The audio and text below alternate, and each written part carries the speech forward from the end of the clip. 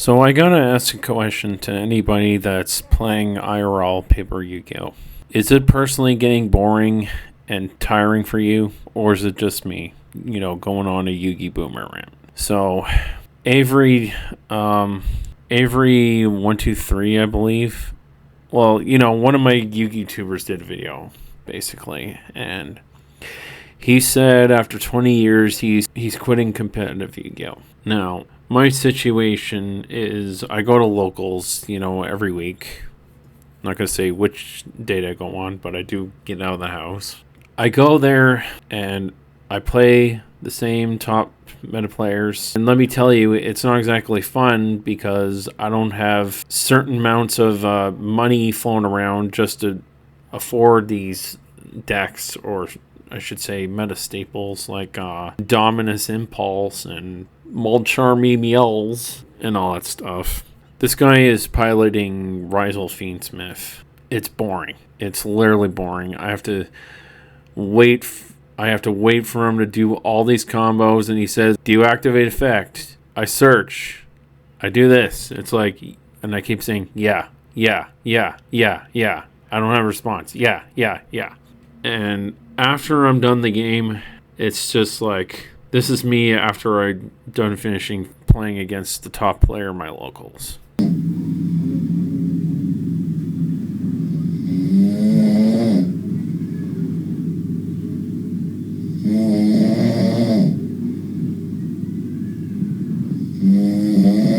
I mean, no offense to the guy.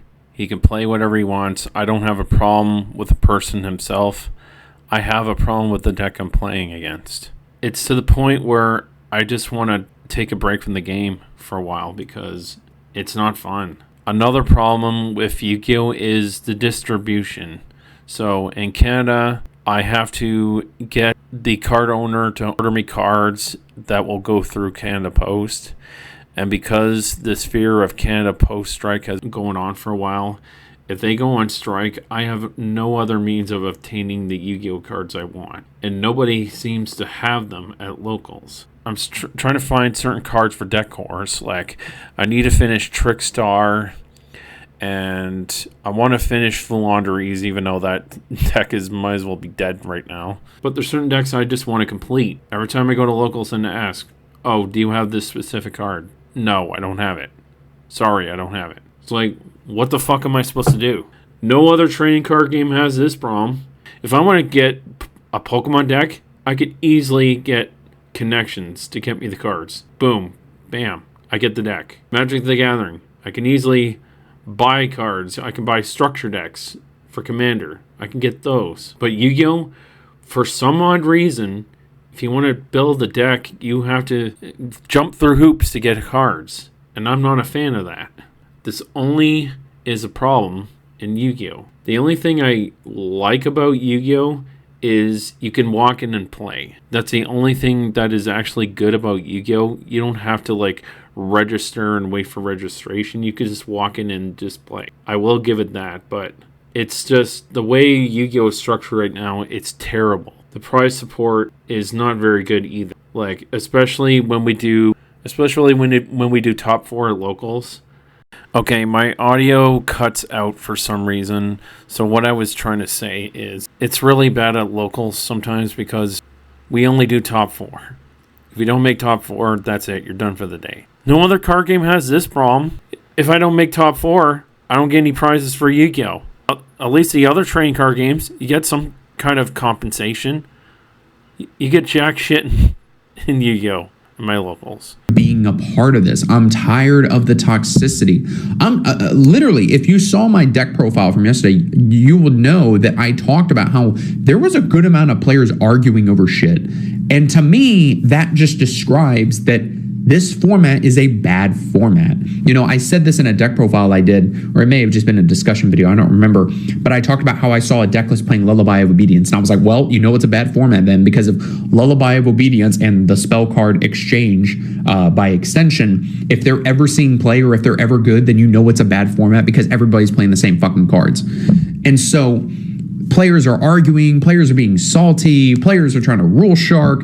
Oh, a player at the regional on Saturday tried to rule shark my dad and said he was attempting to enter battle phase. My dad goes, oh, when you attempt to enter battle phase, I'm going to activate automatic punishment. He was playing stun because of course he does. And the guy's like, oh, well, you have to declare whenever I'm attempting to end main phase or I'm actually in battle phase. So which one do you do? And then he tried to rule shark my dad because he was playing Fire King. So he linked off Ponix into Anima. My dad goes on summon, activate strike, and he goes, oh, you can't because it's an inherent summon. And like the dude was just a fucking idiot, and he was trying to shark my dad. And I'm so sick of that, man. Like, I really am. Like, players being salty, these fat ass Yu-Gi-Oh players with their butt cracks hanging out in these half-ass broken chairs, having to do well at a card game because they live in their mom's basement. I'm tired of the toxic side of this community, man. Like, I've told stories before as I drink a glass of wine, which this wine's actually really good. I don't know what it's called, but it's got like a sweet, bitter taste to it. I'm not a big wine drinker, but today I'm a wine drinker. Also, happy Memorial Day to all y'all that are having Memorial Day celebrations. Thank you to all those who serve in our armed forces. But I'm really tired of that toxic side. And I've told this story before, but I want to reiterate it. The community, at least in my local part of town here in Jacksonville, Florida, I feel like has gotten better overall. I've told the story before about how years ago there was a guy allegedly, which my friend told me this secondhand, but I'm very inclined to believe my friend. He told me that this guy who was like a local player in Jacksonville told this like 13-year-old kid that he was a homophobic slur, use your imagination, and that he sucked at Yu-Gi-Oh! The 13-year-old kid went home crying to his parents and he never came back. Yeah, because that's the community I want to be a part of. And the dude that called him the homophobic slur was gay himself. So it's like, are you compensating for something because you're ashamed of yourself? Or are you just like, you know, making fun of little kids and calling them a homophobic slur that begins with an F? I'm not going to say because I don't want to get demonetized. And that they suck at Yu-Gi-Oh! Like, come on, man. Like, seriously, it was years ago, but that's something that's always stuck out in my mind as like, there are some Yu-Gi-Oh players in this world that are like that because they don't have the, I guess, mental fortitude to be a decent human being, right? And I'm tired of having to spend a bunch of money. I get that it's a hobby, and we're going to talk about that, but I'm tired of spending so much money on this game just to fail. And I'm sure some people are going to say, oh, well, it's just get good. You know, oh, you need to play test more. You need to do this. Guys, I fucking playtest for hours. If EDO Pro actually had like stats that you could keep track of, I would have at least 5,000 games, if not more, on EDO Pro. And half of them would probably be rage quits because most of the fucking morons on there don't read my dual note of, hey, testing meta only post-alliance insight. You know, and I'm sure I'm sounding toxic there, but like, use your eyes. Just read the dual note that I'm testing meta only, and then I get some loser with Runic coming into the room. And yeah, it's the pot calling the kettle black. I don't mind, you know, anti-meta players, but when I'm really trying to play test against meta because I'm a one-man band, yeah, I'm going to be a little bit frustrated when you come into my duel room and you're playing like Runic Stun. And I'm sure some people are going to say, Avery, what do you mean by you're a one-man band? You've got your dad. My dad plays Burn. My dad plays Stun. My dad played fucking Mystic Mind for the 4 years that it was legal, or however long it was legal. He doesn't play meta. He is not going to sit at our dinner table where we play test or like even come on DB with me and make Mitsurugi Rizal, and we're going to play test all of the optimal lines of Mitsurugi Rizal, figuring out the choke points and the best way to beat the deck. Shoutouts to Avery LR32. Sorry I butchered the name. It's just hard to remember names and everything because I have a lot of people I'm subscribed to.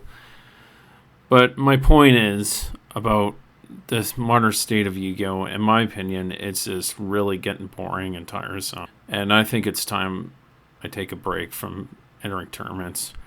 I'll play Yu-Gi-Oh! On the side, you know, I'll play like a couple of fun games, but I don't think I'm going to be playing in the tournament for a while because it's so boring.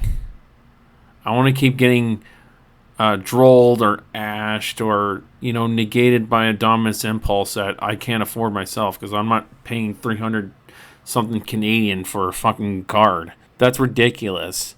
You know what I can get for like $300 something? I could buy a shit ton of games for that amount of money. You get what I'm saying? Like, this hobby should not be that expensive for staples you need. If you need to go to regionals and, YCS, you think you're going to be playing with the cards you own now without getting the high meta impact cards? Good luck with that. That's all I'm going to say on that. Good luck trying to win that. Or good luck trying to get really good tops without playing these cards. And that's another thing. It just feels like Konami's trying to pressure you into buying these expensive meta cards. Like, hell no. I don't want to be spending $300 for a fucking trap card.